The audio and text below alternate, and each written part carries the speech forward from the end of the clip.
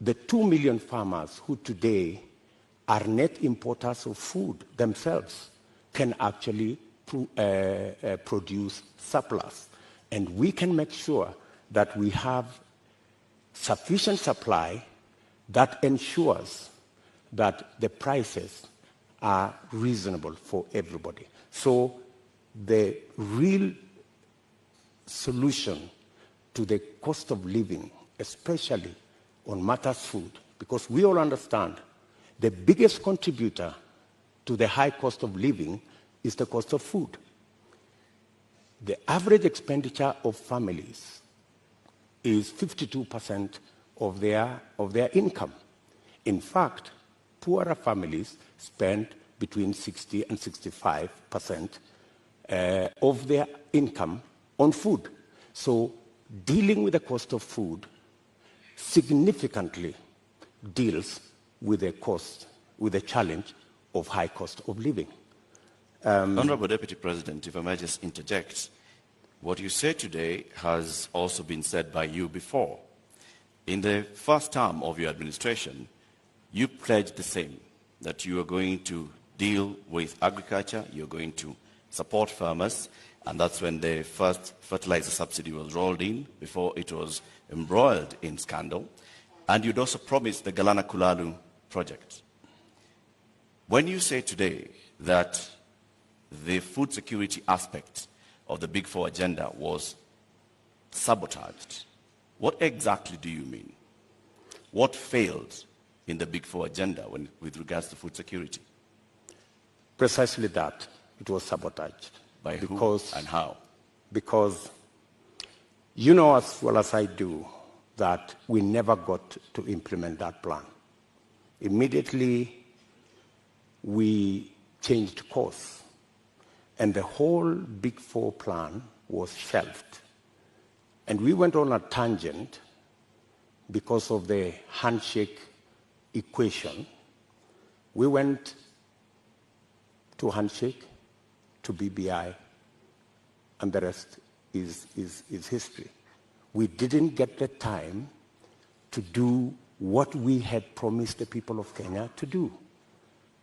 In fact, immediately thereafter, I tried, like has been tradition for me, to support my boss. And many times, I tried to push the Big Four plan to the extent that my boss, the president, asked me that he wanted to do things differently. And he requested that he wanted to assemble a different group of people to help him deliver on what he wanted to be the legacy of the fourth president. And unfortunately, the Big Four suffered a big blow because the whole of that program did not take place. Galana Kulalu project, Honorable Deputy President, was launched during the first term. What happened? What went wrong? Why did it fail? The Galana Kulalu project was conceived. In fact, what happened is the first 10,000, the pilot on the first 10,000 program took place. In fact, the first harvest of maize in that program came into being. And the recommendations from the trial on that project was we needed to build a dam because the water from the river was not sufficient to do the Galana Kulalu project. We needed to scale up now and do the dam so that the water that was available, because the soils research and the trials showed that the soils could actually support the production of maize and other cereals. Unfortunately, it didn't move from there because we didn't get the dam sorted. And you know that we had actually 57 dams that we would have wanted to do. Unfortunately, they didn't happen. They suffered. So why didn't you do the dams, Honorable Deputy President? And the former ambassador of Israel to Kenya also said that they were facing frustration in supporting the Kenyan government on this. Why did you not do the dams? Why did you not go ahead with the implementation of the Galana Kulalu project? The Galana Kulalu project, as I have told you, was part of a wider plan to make sure that we move our agricultural productivity from rain-fed to irrigation. And it was not just about Galana Kulalu. It was a series of other dams, including what we call the high Grand Fall dams that was supposed to feed into the lower part of the Tana. It was Lowat Dam in Turkana. It was Radat Dam in Baringo.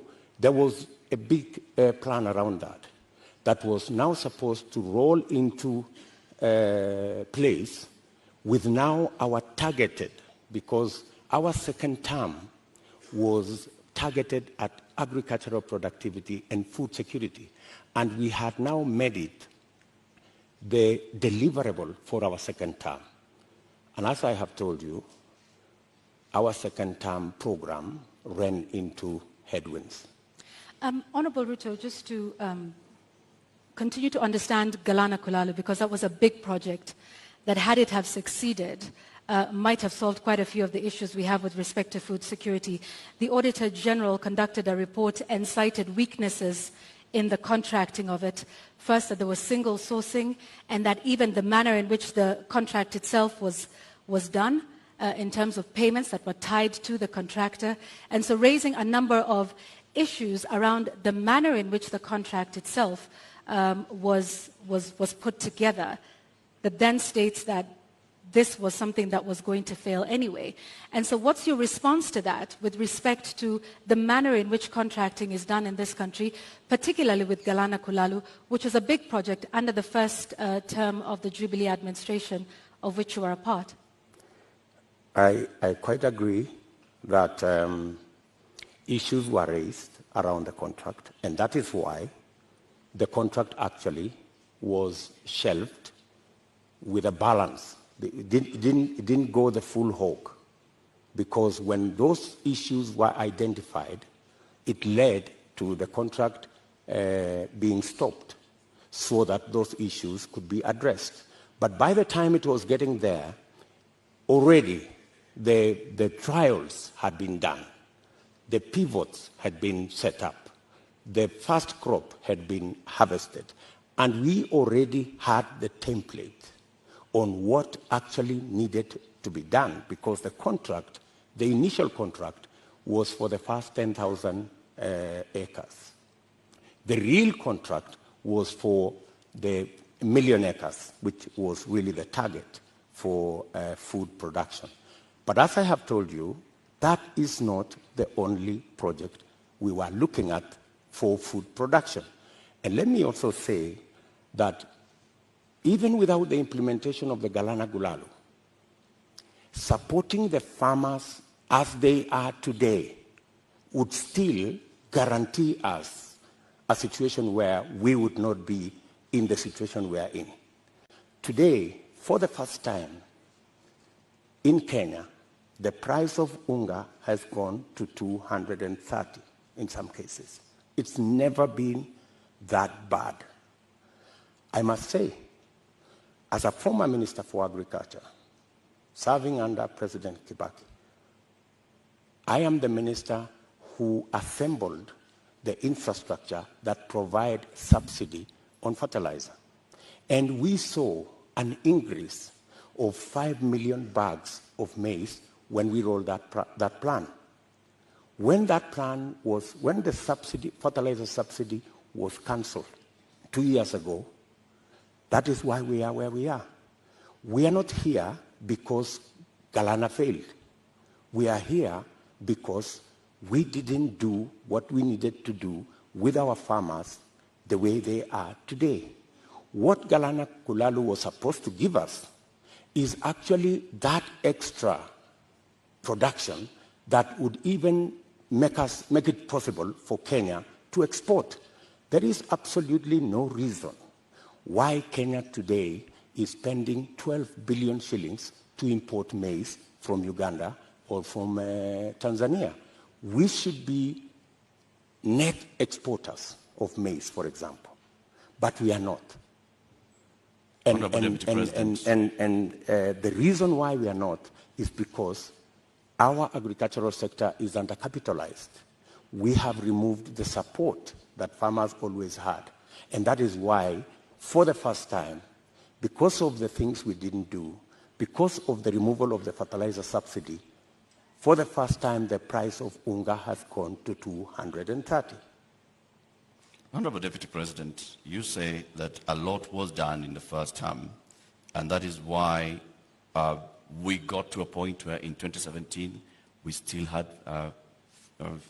rise in food prices.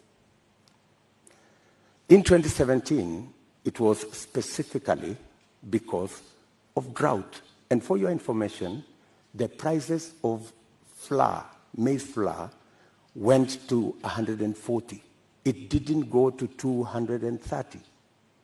That's the whole difference. However, then, even in the situation of drought in 2017, what the debate then was, 2 kilogram packet of maize was retailing at 140.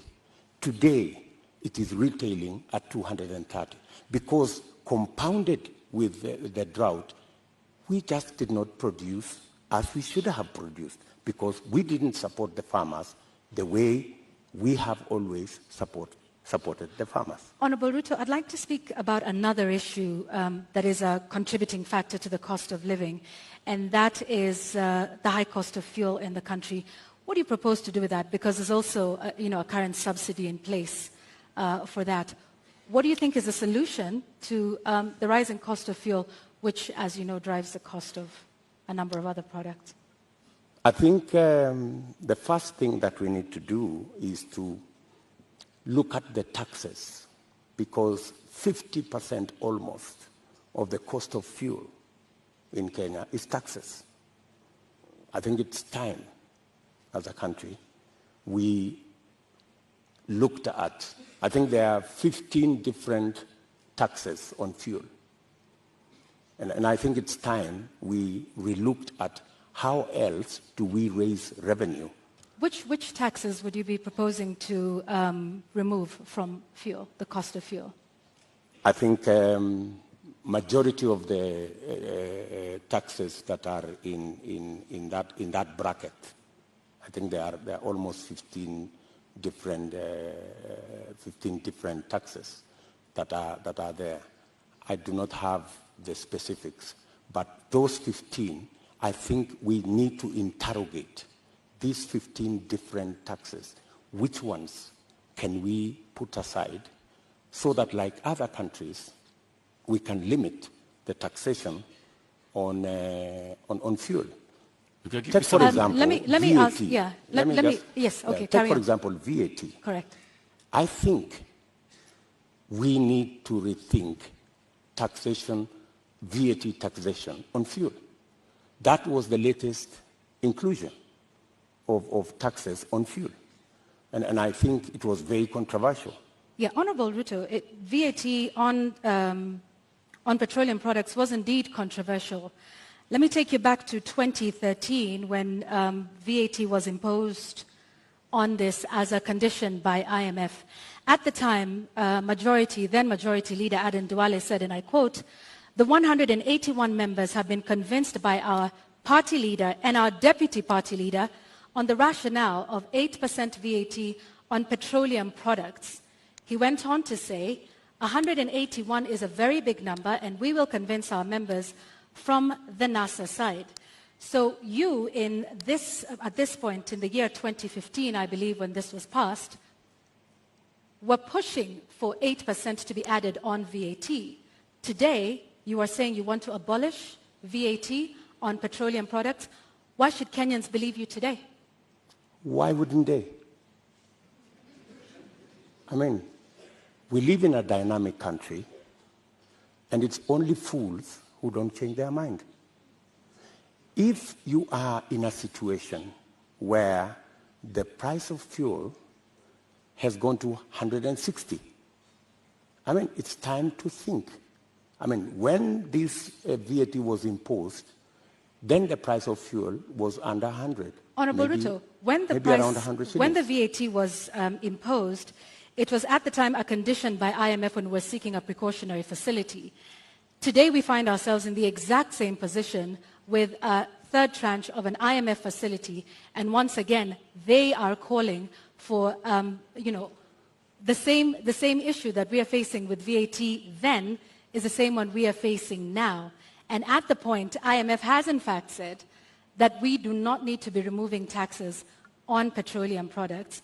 So with an IMF facility already in place, are you then saying you are going to go back to the IMF and renegotiate the terms of that loan that is already in place regarding IMF VAT on fuel products? What's wrong with negotiating with IMF? I think any reasonable government, looking at the situation where we are, looking at the cost of living, and how many Kenyans are every day sinking below the poverty line, I think it takes a courageous government to sit down with our development partners, and they are fairly reasonable people, and have a discussion.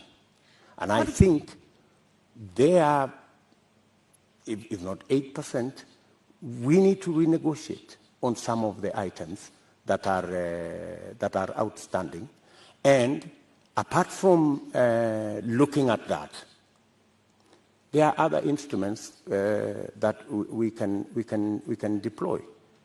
For example, we have the fuel subsidy fund. We need to think about how that fund is being used, how we are deploying it. Are we deploying it correctly? Is it giving us value? And what changes can be made? We need an open and frank conversation with our development partners who support us. And to the best of my knowledge, they are not unreasonable. They are reasonable people, and they can entertain a conversation on negotiating some of the terms that have been offered to us. Honorable Ruto, I think that will take us into our second conversation tonight, and that is on the issue of national debt. And I'd like to pick up just where you left off. You say our partners are open to renegotiation.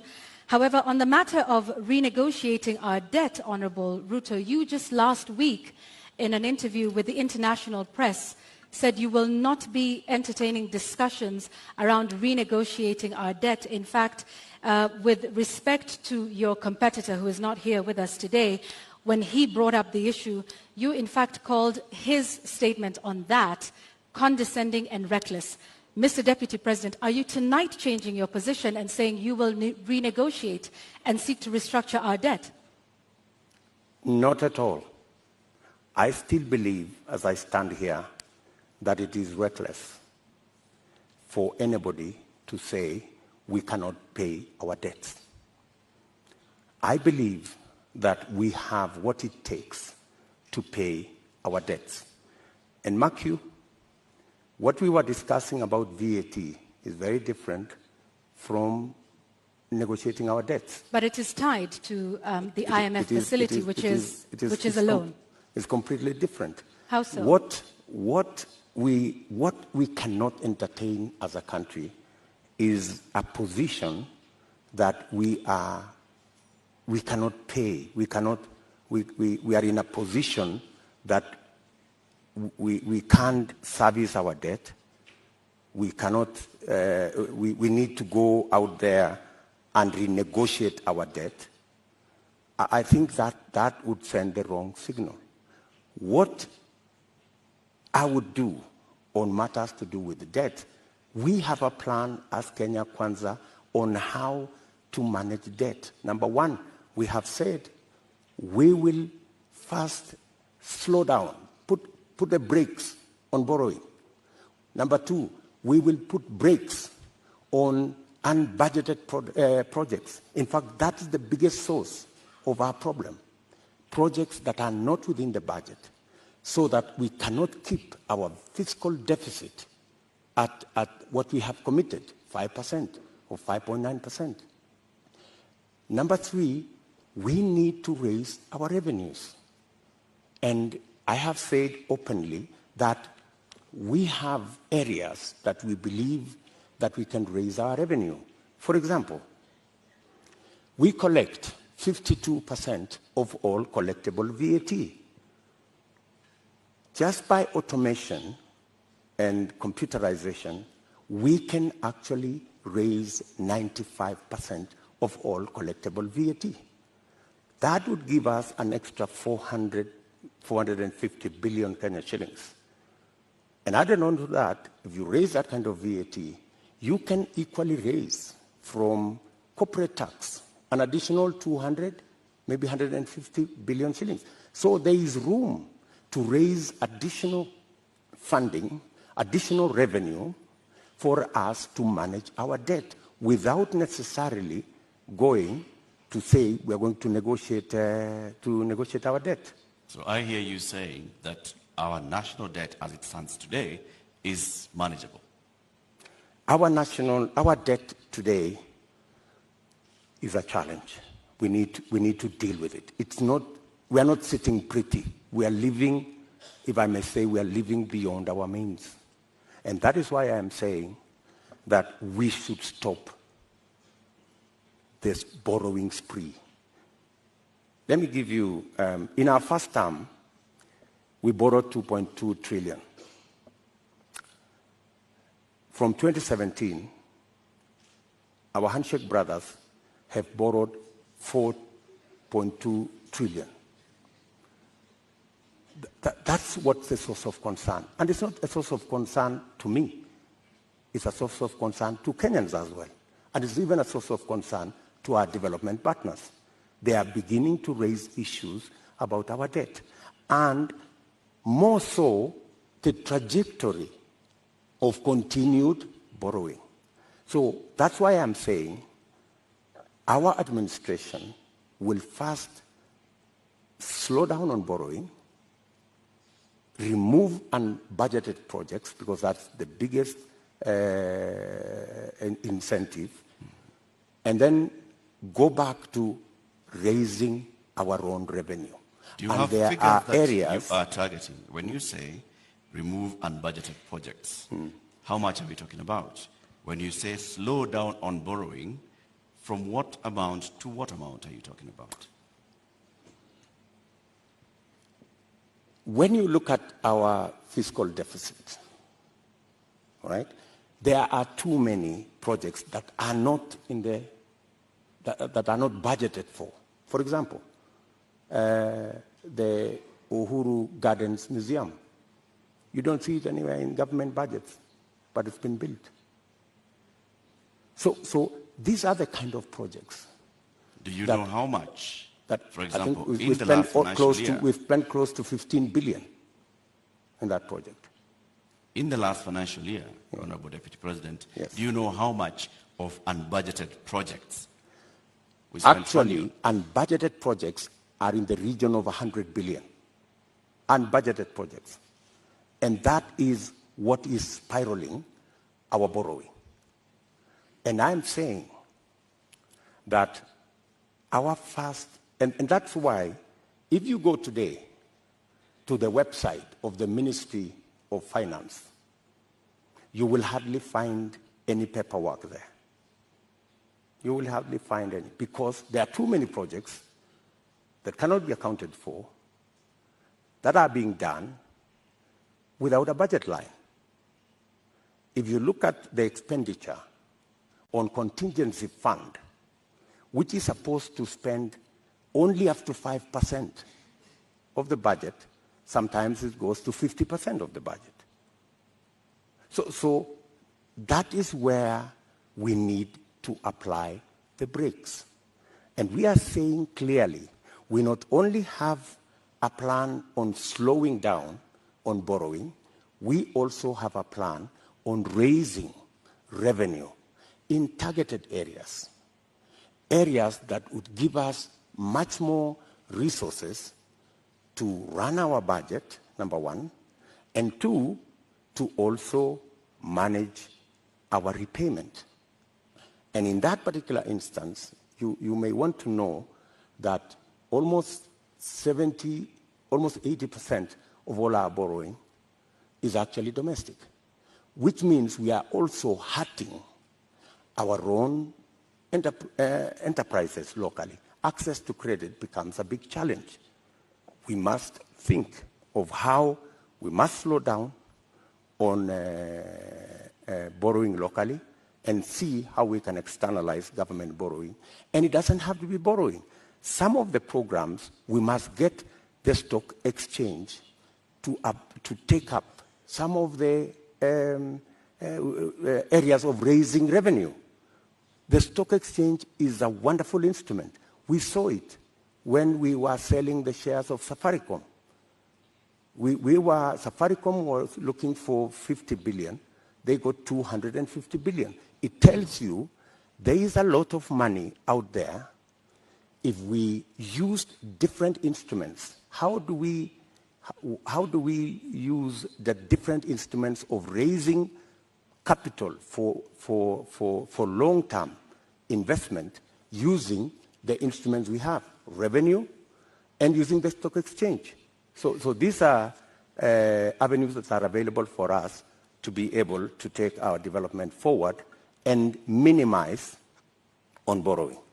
Honorable Ruto, while we stay on the issue of national debt for a moment, for decades the Treasury has refused to make public contracts that have been signed with some of our lenders like the Exim Bank of China or the China Development Bank. You've been part of a government that has refused to make this information public. Why? Those contracts and agreements, in accordance with the Constitution, are public documents. And the public have a right to know and to have access to that information. The fact that that information is not being made public is against the Constitution. So, under but yet, the Kenya Mr. Deputy Kwanza President, administration, you have not. This is something that you could do. You are the Deputy President of this republic. Is this not something you could do or make happen? When you are Deputy President, I'm sorry you've not been one, you would understand to what extent you can do things. And let me give you an example. Many people did not see the mettle of Mwai Kibaki until he was president. When he became president, he made a sterling job of being president. All along, everybody thought he was a lackluster performer. I am undertaking to the people of Kenya that given a chance to be president, things will be different in Kenya. So let me ask this just one more time. You are the sitting deputy president of this. You say this should have happened constitutionally, but it did not. Was this not something that came up in cabinet meetings that at least we've not seen you protest about this particular matter? Because debt transparency and debt, what we owe and who we are paying is something that taxpayers should know. So if you are saying this is something that should have happened but didn't, why would Kenyans believe you when you say that this is something you will do if elected president? Because I have never been president before. This is the first time I am vying to be president. And this is the first time I will occupy the high office of president. This is when the buck will stop with me. Are you saying, Mr. Deputy President, that in the last 9 years, you have sat in cabinet meetings and expressly said that you'd like the contracts details to be released to the public? I will not tell you whatever discussions took place in cabinet because... Well, we are seeking to understand, Your Excellency, because is what role you played it is not in making case. sure that the government that you serve is actually adhering to the Constitution and several court orders. Whenever it was available for me to take a position, I have always taken a position. And I have taken many positions. Sometimes that did not look very popular, if you may. And I have taken very firm positions in cabinet. And I have taken very firm positions in the public. And I think people of Kenya know me not as a coward. They know that I take what I believe in, and I take positions. I am saying here that every contract signed by the government of Kenya is a public document, and it should be available to the public. The question of the SGR contract was raised even in the first term of your administration. It has never been made public. Mr. Deputy President, you don't have any record, any public record of you saying that these contracts should be made public. Why? You see, as Deputy President, there is so much that you can do. In fact, my role, my oath of office has 4 functions. Number 1, I swear allegiance to the people of Kenya and to the Republic, to discharge every responsibility given to me by the Constitution and the law. And number 3, to advise whenever required. That's the language of the Constitution. Whenever required, the President on matters that he requires advice. And number 4 is to serve people equally and fairly. So I have discharged that responsibility to the best of my ability. And I have made my position in regard to the contracts very well known to the right officers. It is not a matter I would have wanted to take it in public for purposes of making sure that government is functional. All right, I have just one last question on this before we move to our next topic of discussion, because you've informed us about, from what I understand, and you can correct me, Honorable Ruto, about the limited sort of powers of the Deputy President. Is that what you're saying in respect to making these contracts public? You said, and I quote, "I can only do so much as a Deputy President." Absolutely. Okay. However, in previous television interviews, you have stated that you and the President remain accountable for everything that has been done for this. So which is it, Mr. Deputy President? Are you responsible for not making these contracts public? Because you in the past have said that you and the President remain accountable and should be asked about everything that happens in this country. Precisely, that's why you're asking me, and I have answered you. I have said clearly that to the extent that my duty as Deputy President is concerned, I have discharged my responsibility. I have given advice to my boss on many issues, including that particular issue. So I have given him my advice, enumerating very well that it is the constitutional position that every contract is made public. I have given that advice to the President as is required of me. So, but you know the buck stops with the boss. Honorable Deputy President, let's now move to the next topic of our conversation this evening, and this will be on a matter of national security. You were recently in Elgeyo-Marakwet County, where you promised the people of Kerio Valley that you do everything in your power to secure them. You've also been visiting other parts of this country, Marsabit, Baringo, Samburu, Laikipia, West Pokot. More than 300 people have died in the last 7 months alone in this country, killed by armed bandits. Livelihoods are lost. Children have not gone to school. Children have been killed. Kerio Valley residents have even petitioned the UN Secretary General, saying that their government has failed to provide them with security. In your manifesto, you say that security is a cornerstone of protecting people's livelihoods.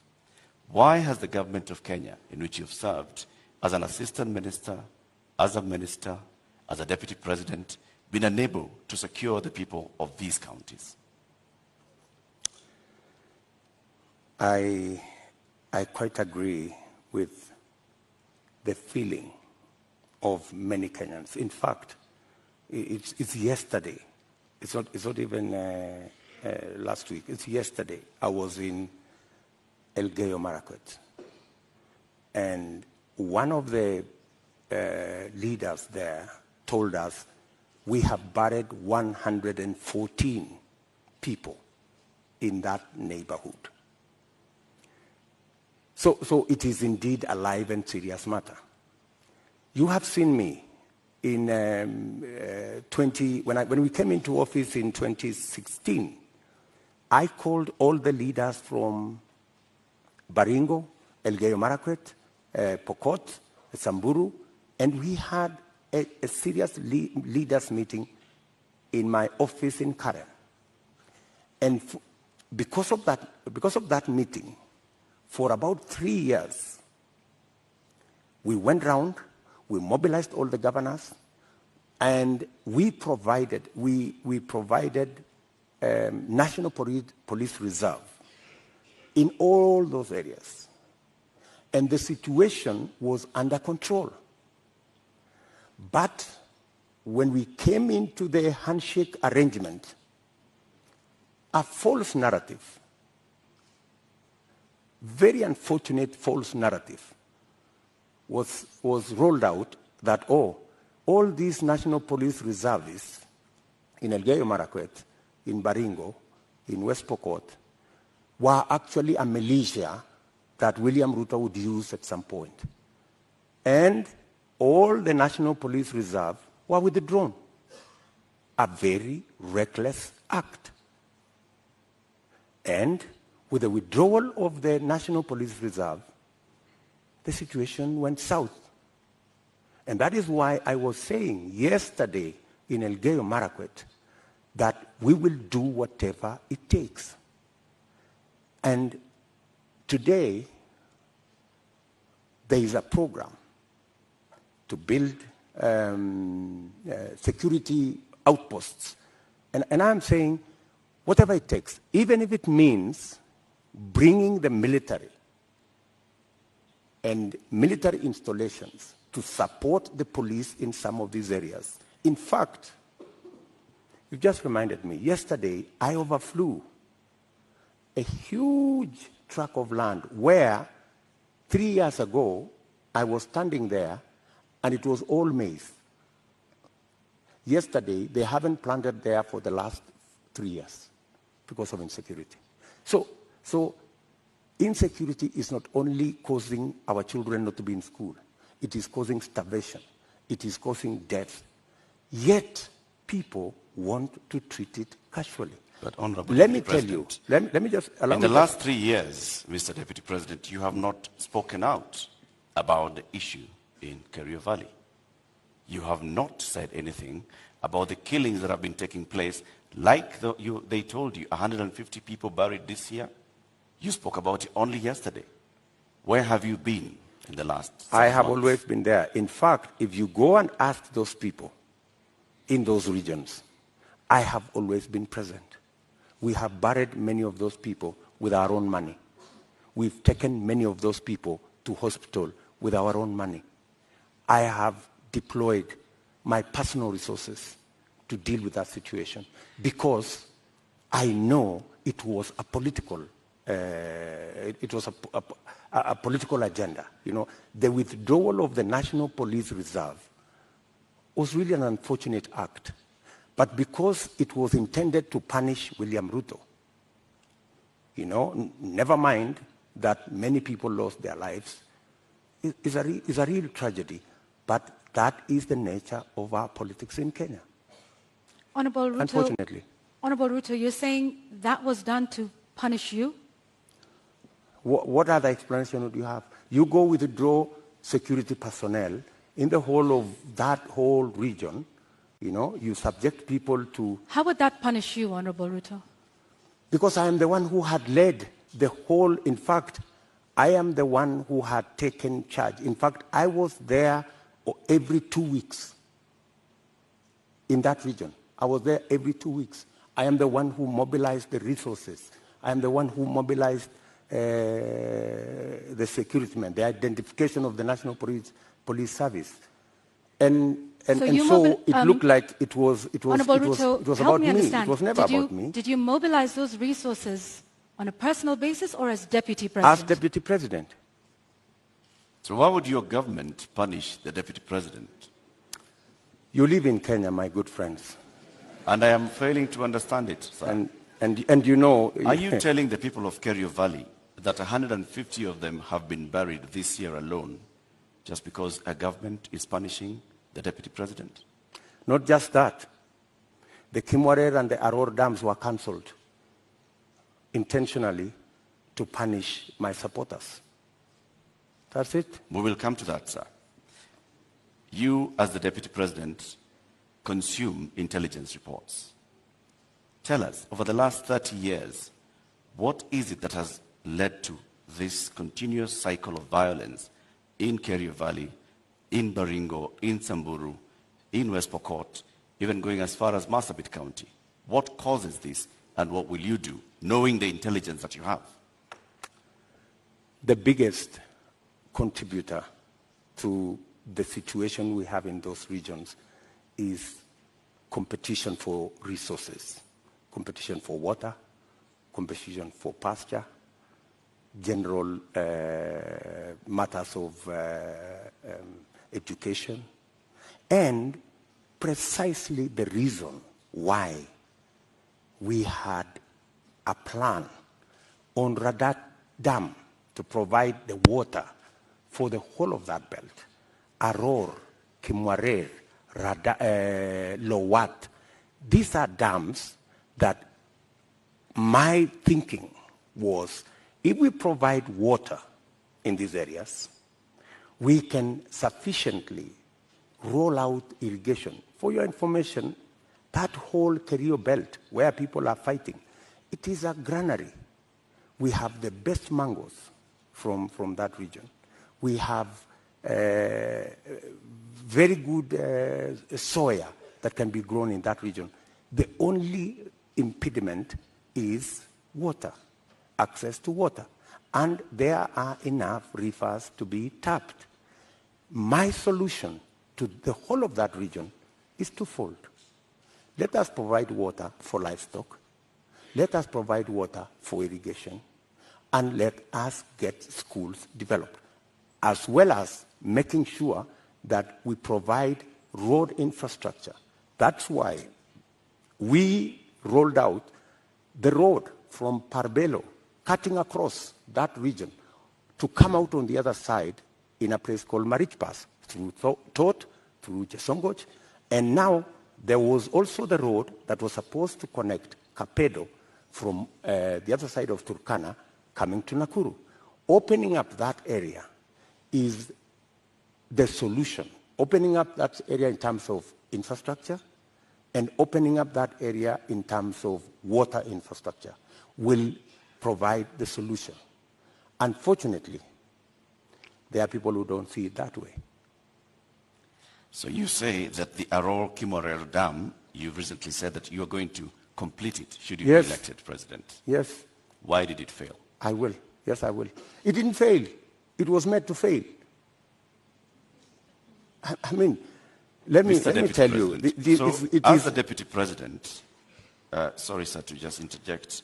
As a Deputy President, and like I started by saying, you've been minister before, you've been an assistant minister. We are talking about violence that has been taking place for decades, not just in the term that you've been Deputy President. So this is not about you being punished now, unless you're telling us that for a long time, there are people that have been scheming to punish William Ruto by killing the people of Kerio Valley. That's not what I'm saying. I am saying we had a solution. We had close to 5,000 National Police Reserve. In fact, we'd even moved a step forward to provide armored vehicles to make sure that we can follow whoever these criminals are, right? We had a plan. Unfortunately, that plan was frustrated. And the plan was, let's provide a National Police Reserve. Then, let us construct the roads. Then, let's provide water infrastructure. And then, let's provide school infrastructure. That way, you ease out people from that situation where they are today to a new environment where they appreciate education, they have food to eat, their animals have water and pasture, and then you can develop that region. In fact, in my mind, that's where the future of Kenya is, because we have huge tracts of land in that region. Honorable And the fact Ruto. that people have been fighting in that region forever doesn't mean that they should continue fighting. Honorable We should Ruto. find a solution. Honorable Ruto, let's go back to the issue of water, and you've mentioned the Kimwarer and Aurora dams. And you say that as well was cancelled to punish you? That Well, was some of the cancelled court for filings- political reasons. For political reasons. Well, some of the allegations that have been made, by the DPP in court is that payments were made contrary to the law. They were not processed through the consolidated fund. That in fact, this was all done to ensure that there were kickbacks, that the government made advance payments, including 11 billion shillings in excess of unnecessary debt to, this is what they're saying, which prosecutors say were to go to, friends and co-conspirators of this scheme. If this is what you allege, are you alleging tonight, Honorable Ruto, that there is a big conspiracy between the DPP, between the courts, and also politically with respect to the Aurora and Kimwarer dams that are now in court? For your information, Aurora and Kimwarer was signed at the same time with other government projects, signed by the same companies, funded by the same financiers, and they were signed not with me, witnessed by the President of Kenya. So these are not projects that were cooked at night or in some dark corner, right? How come that the only projects that did not go through is Aurora and Kimwarer? All the others went through. That's number one. Number two, today, the government of Kenya is in court because the contractor, with all those allegations that have been made, the contractor has gone to court to demand payment of another 12 billion shillings. I mean, that should concern everybody. There are also How suspects do you... in court, Honorable Ruto. Pardon? There are also local suspects in court over the matter. Forget about the court matter here. The contractors are in court in London, and the government of Kenya is already replying to the case in court. And they cannot afford to make it public because it's embarrassing. Why did the contractor not continue with the project? Because he was denied the land where to set up the dam. And that was an undertaking by the government of Kenya, that we're giving you a contract, we're going to give you land, we're going to give you this infrastructure for you to carry out, for you to build the dam. And the reason given then was that, the dam was going to be in a forest. How many dams are in the forest? We have Yamo Dam. We have Yamo Dam in the forest. We have many other dams in the forest. So, I think we have to be honest with ourselves, and that's why I am looking forward to the day somebody will step forward and actually tell the country how will the government of Kenya lose 20 billion shillings that was supposed to build Aurora and Kimwarer, and yet there is nothing on the ground. What was this? What was this sinister motive? Do you believe money was lost? I don't believe any money was lost. And even if money was lost, people should be taken to court. But you said around 2019 that it was 7 billion shillings that was lost No, and not I the didn't say that. 21 I that was didn't say being that. alleged by the DPP? I didn't say that. Check my statement. I am very clear about what I said. I said 7 billion shillings was paid. Right? That's what I said.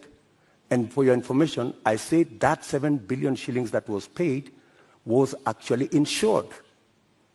The reason we should be asking is, why hasn't the person, the company who insured that money, why haven't they been asked to pay? Because the company that insured that 7 billion is a well-connected company. That's why the demand letter has not been put to them. So what you're alleging... And you see, Kenyans will one day really marvel at what really happened in this Kimwarer and Aror Dam. Honorable You will Ruto, be shocked. tell us what really happened, because what it sounds like is you're alleging the investigating authorities, the DPP, the courts. There are suspects in court at the time, including former Cabinet Secretary Rotich, who I believe was charged afresh a couple of months ago over this issue.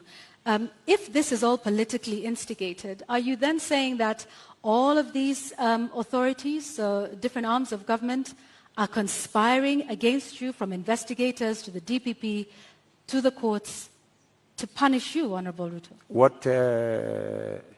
Let me ask you, that matter has now been in court for 4 years. It has not moved an inch.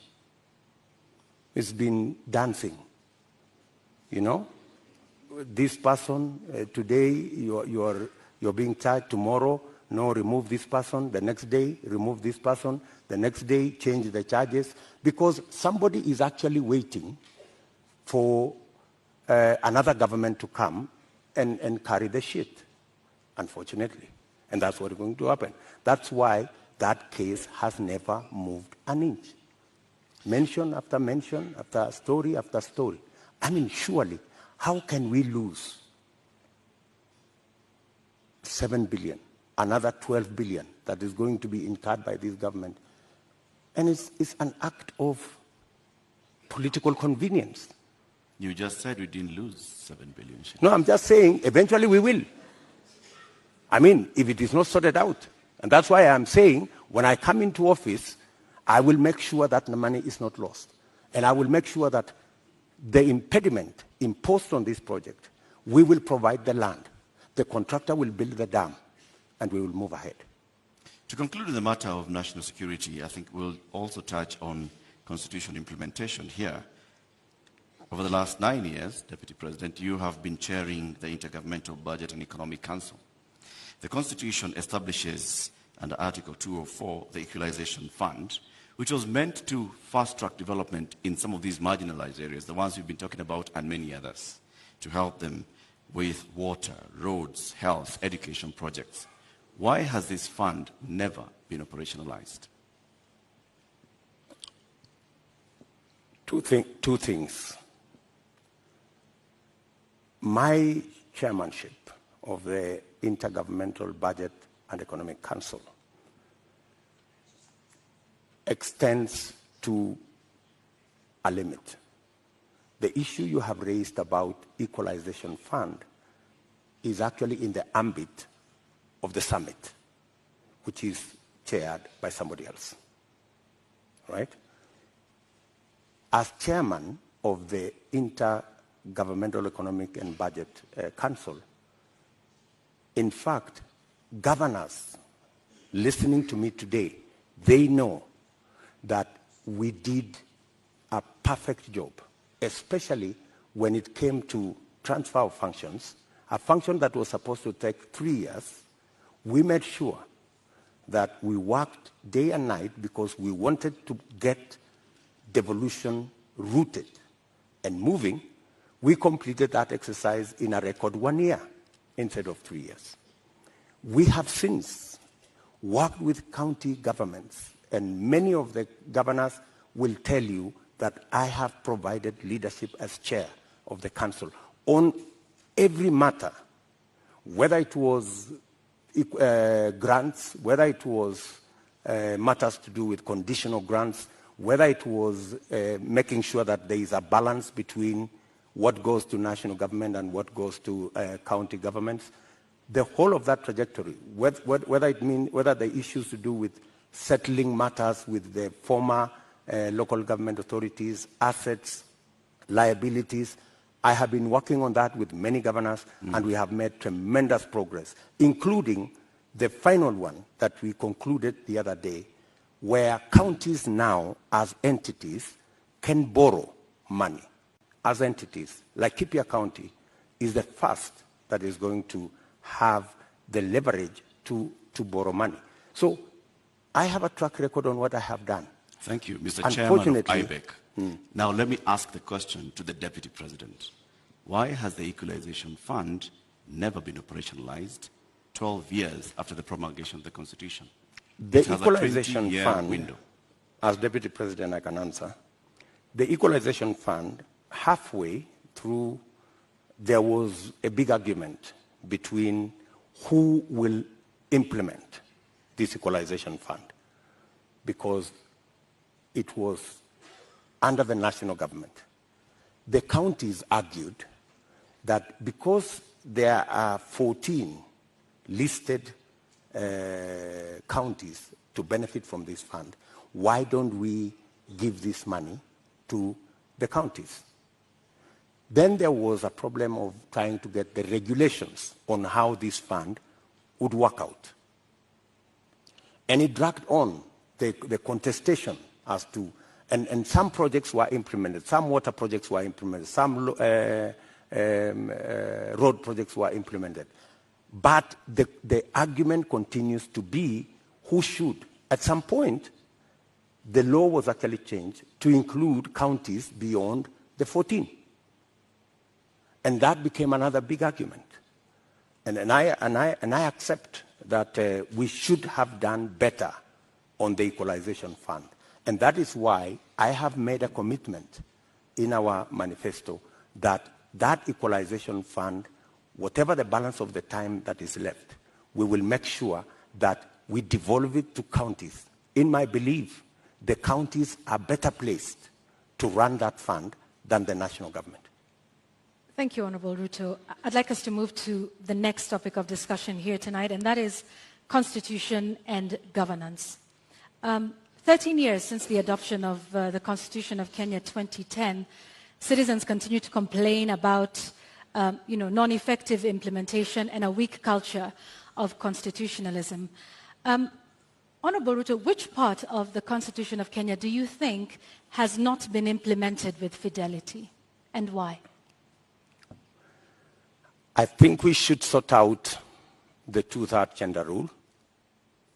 I think we owe it to the people of Kenya, and especially to the women of Kenya, that this part of the Constitution is implemented.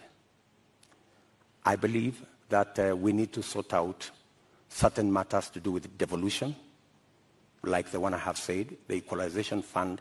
I think it was wrongly put under national government. It should go to the counties.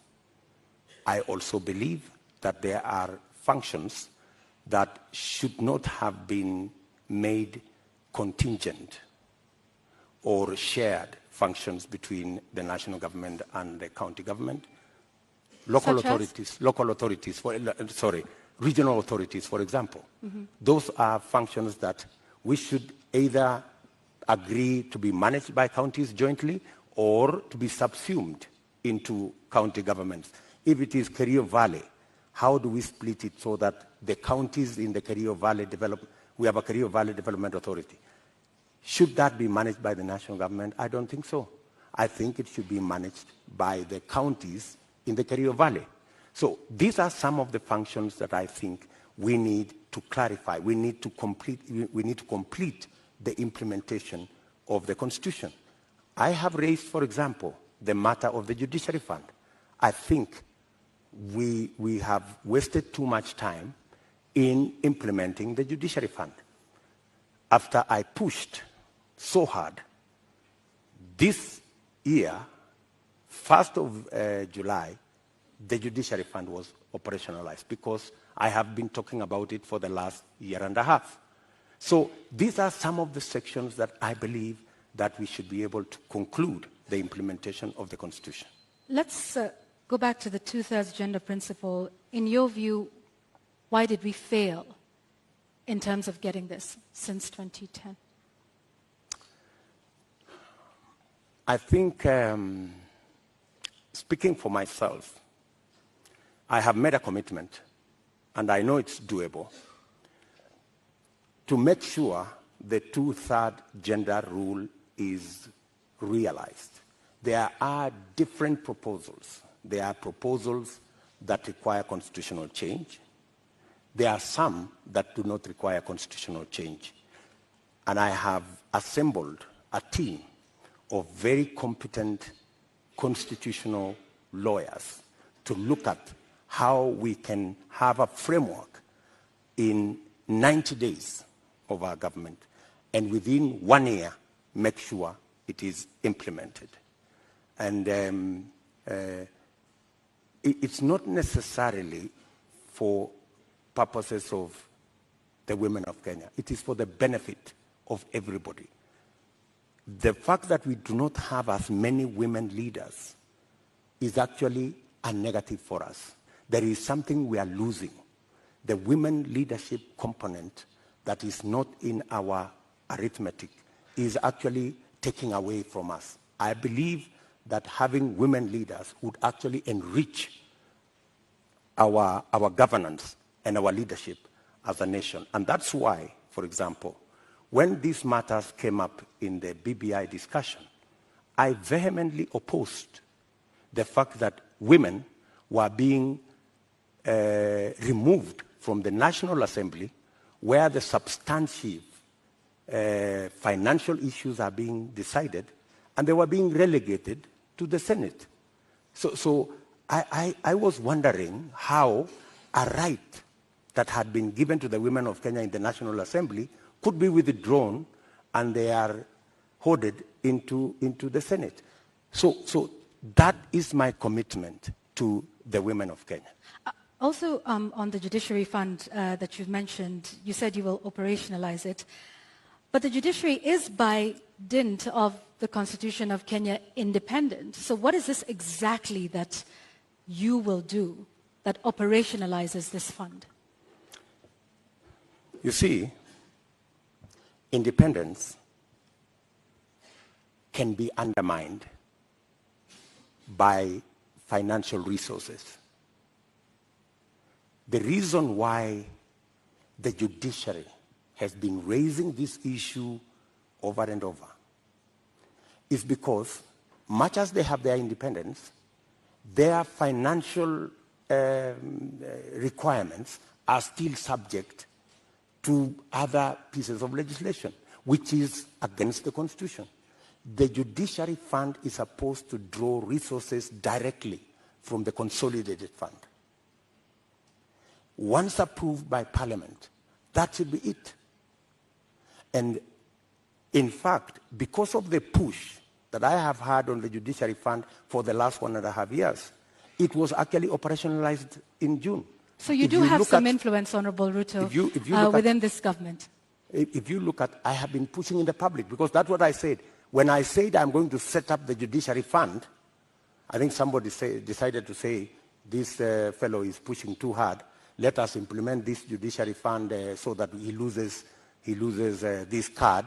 He cannot take it to the people of Kenya. I don't mind that. So you do have some influence. We have achieved it anyway. So you have some influence, Honorable Ruto? Because previously, in this conversation... Of course I have influence. But in this conversation previously, you have said there's limits to what the Deputy President can do. I have influence nationally on pushing agendas. I may not have... Such as disclosure of SGR as Deputy President. I didn't push the Judiciary Fund as Deputy President. I pushed it as a leader. Why couldn't you do that then for a number of the other issues that we have discussed here tonight that you have said you did not have influence over? I have pushed back, for example, on the issue of the BBI. I pushed back heavily. And I deployed a lot of influence. And actually, by God's grace, we managed to stall it. Our competitors are saying they are going to go back to it immediately after the election. but I think it was a complete waste of resources, and it was actually not made in good faith, because a constitutional change that seeks to undermine the independence of the judiciary is a dangerous constitutional change. A constitutional change that seeks to subsume the executive and the legislature and take us back to where we were in the Nyayo days is actually taking us back, not taking us forward. And that is why I made my position very clear in the public domain. Honorable Ruto, do you believe in the independence of the judiciary? Pardon? Do you believe in the independence of the judiciary? I don't know how to answer you. In fact, if there is one person who has fought for the independence of the judiciary, it is William Ruto. I am the only person with a few of my friends who stood up to the so-called ombudsman that was supposed to be injected into the judiciary, appointed by the executive, to supervise the judiciary, something I totally disagree with. You talk about you being the biggest defender. However, the administration which you have served since 2013 has been cited several times for disobeying court orders. Let me give you one example, or a few. Former Air Force commander waiting for 6 years to be restored to his rank and given 71 million shillings compensation.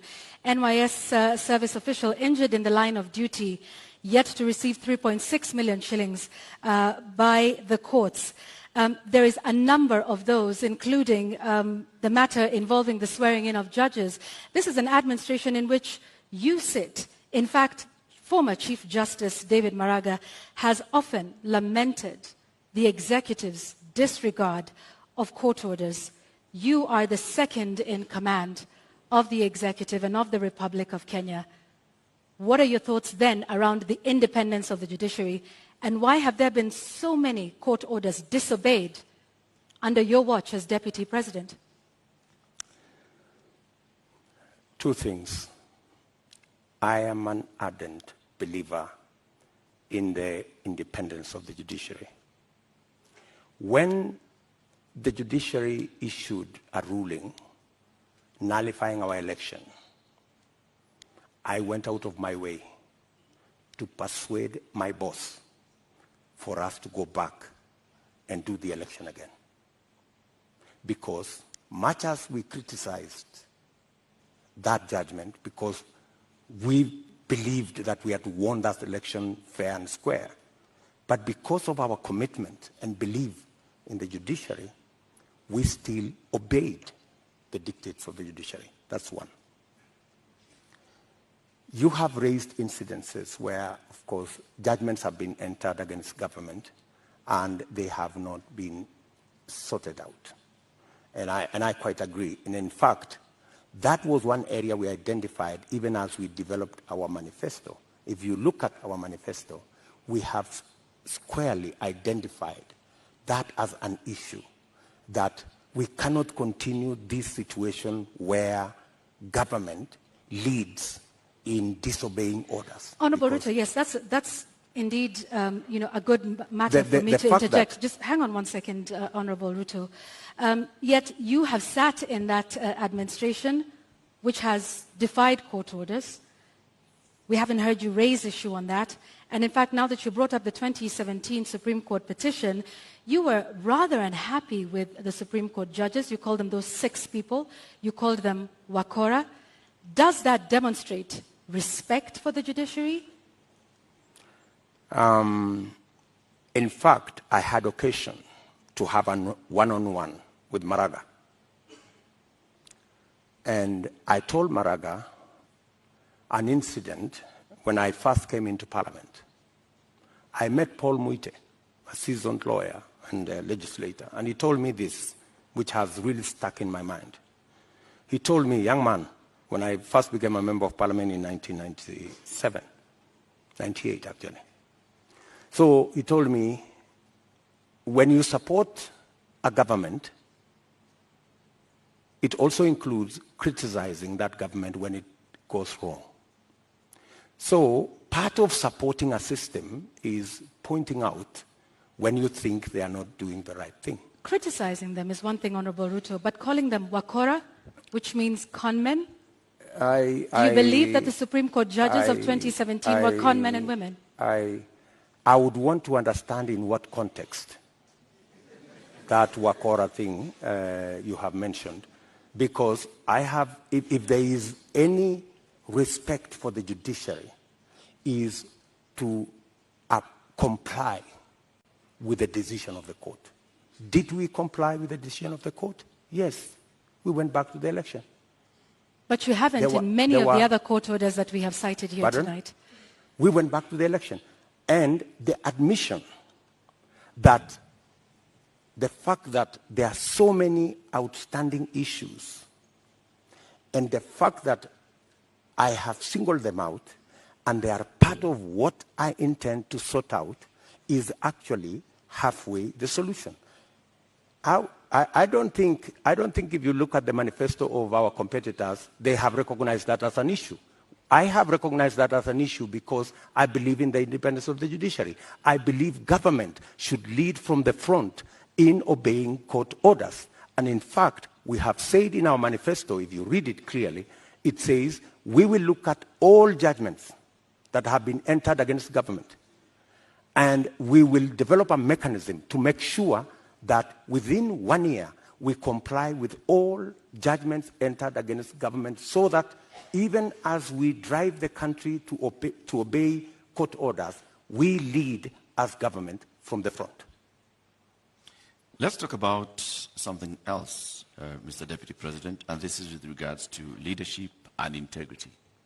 Your opponent, who did not turn up tonight, said he could not come to this debate because he did not want to face a man who has no regard for ethics, public morals, or shame. How do you respond to that? Do you sincerely believe that that is the reason why he's not here? I don't think so. I don't think so. My competitor is not here because he doesn't have a plan. He doesn't have an agenda. He cannot articulate anything to the people of Kenya. That's why he's not here. Secondly, my competitor is not here because he doesn't want to answer difficult questions. You know, he's been part of this administration, the handshake administration, for the last 5 years. KEMS happened, and many other things happened. In fact, my competitor could not come here because he's not the real candidate. He's a project. At this moment, Honorable Ruto, just one moment, just to remind our members of the audience that they agreed to abide by the rules of the debate, and that involves no cheers, no jeers, no noise. Honorable Ruto, I'm sorry I interrupted you. Please carry on. Sorry. So, I mean, that's the reason. So these are just scapegoats. You know, he's dodging difficult questions. He doesn't want to answer. His allies, the handshake allies,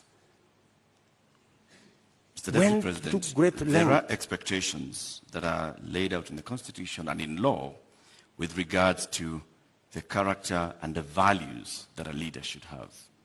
Do you think when you go out in public campaigns and you use terms to describe your fellow leaders, that demonstrates you as somebody with great values, fit for leadership? I have tremendous respect for all Kenyans and all Kenyan leaders.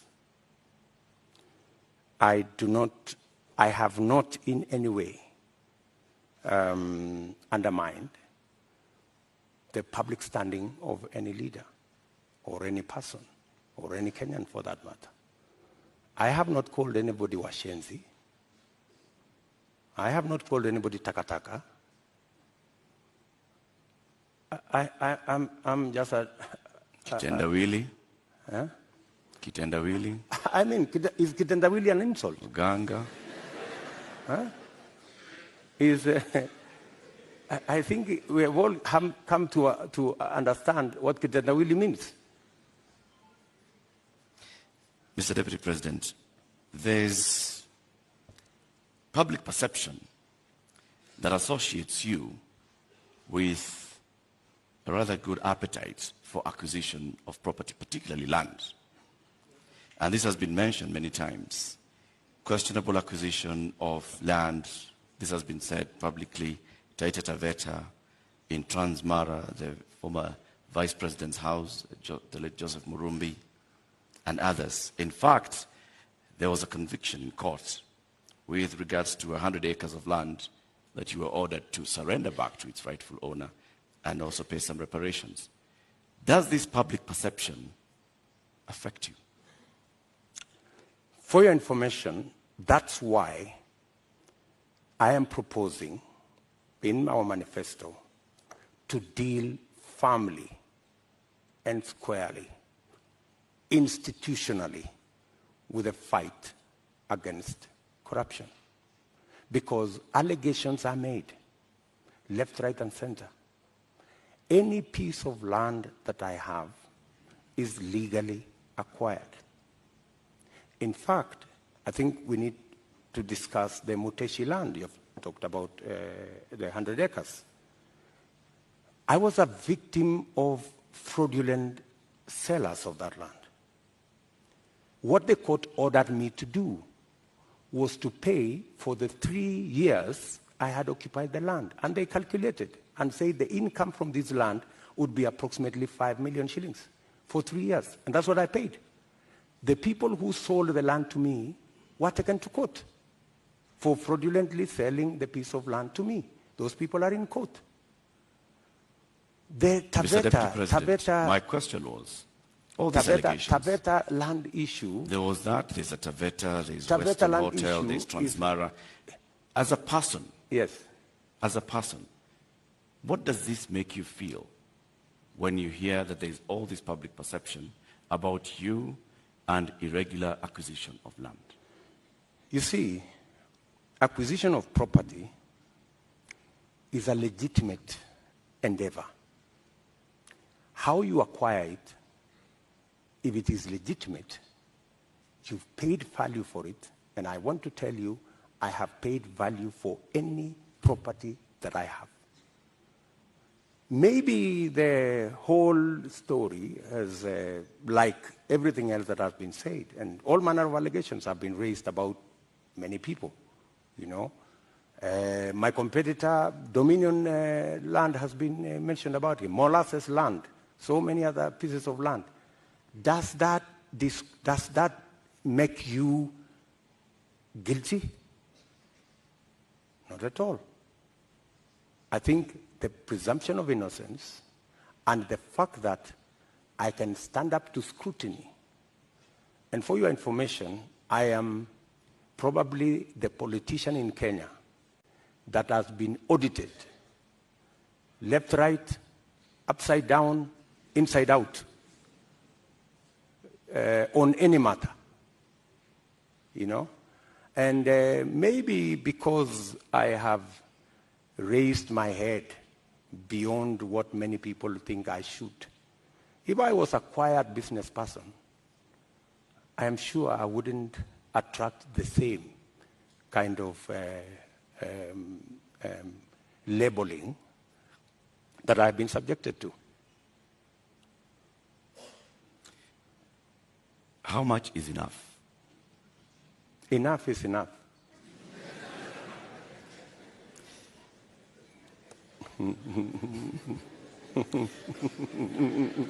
Mr. Deputy President.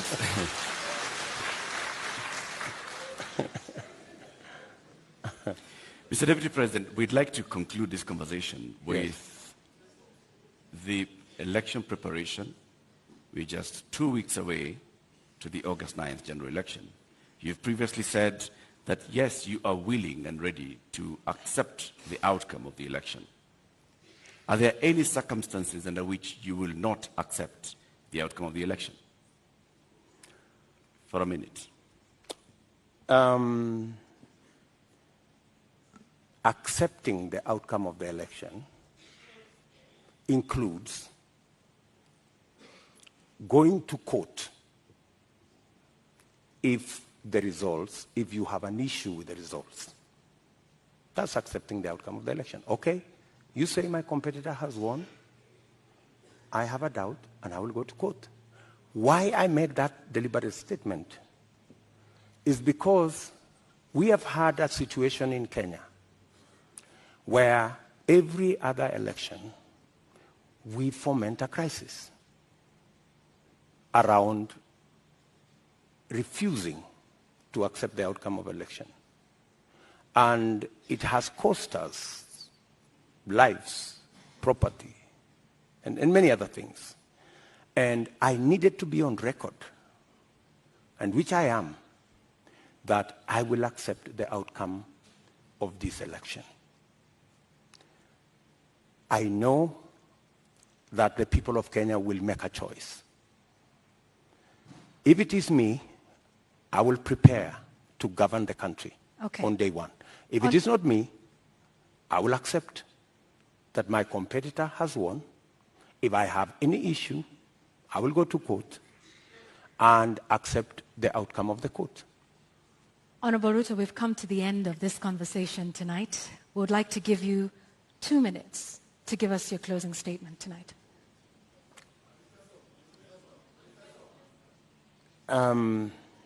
I think it is very important for us to look at this election against what is the competition.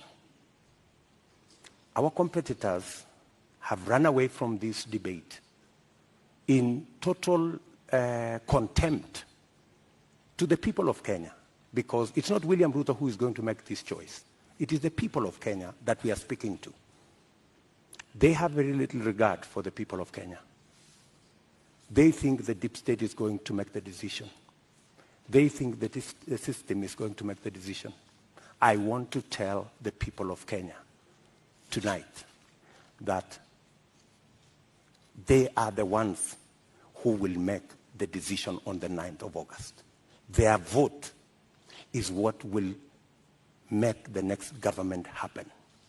And I want to encourage them to disregard the propaganda, the mobilization of chiefs and all these people and the provincial administration and the whole of this contempt and madharau, and tell them, tarehe 9 mwezi wa 8 wa Kenya, ninyi ndio mtaamua serikali ambayo inakuja. Na mimi nawaambia, serikali ya Kenya Kwanza itapunguza gharama ya maisha. Tutahakikisha kwamba watoto wetu milioni 5 wako na ajira. Tutahakikisha kwamba kila mmoja wetu anaweza kwenda hospitali na kuwe na bima ya afya, na tunaweza pia tutahakikisha kwamba kuna maji na watoto wetu wanasoma. Tuko na mpango. Tarehe 9 mwezi wa 8 waamuke, wapige kura, watengeneze serikali, tuende mbele pamoja. Shukran sana, Mr. Deputy President. Honorable Dr. William Ruto, thank you for making the time for us tonight. Thank you very much. That's right.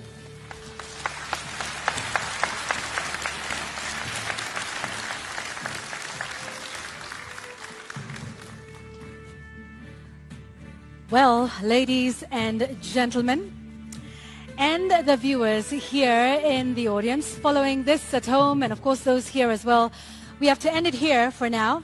Our appreciation to Dr. William Ruto of the United Democratic Alliance for honoring voters with this duty to a public televised national debate. We thank you again. And indeed, that marks the end of the 2022 Joint Media Presidential Debate Series. The next presidential debate shall come to you without fail, and inshallah, in July 2022.